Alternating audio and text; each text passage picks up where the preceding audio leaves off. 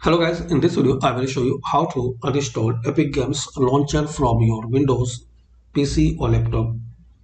So firstly click on Start, then Settings. Now click on Apps. Now click on Installed Apps. Now search here Epic. Now guys, you will see Epic Games launcher. So three dot, then uninstall. Again click on Uninstall.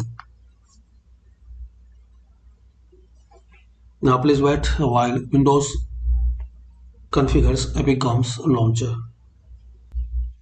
It will ask permission, so click on Yes. So like this guys, you can uninstall Epic Games launcher from your Windows 11. Thanks for watching. Please comment this video useful for you or not.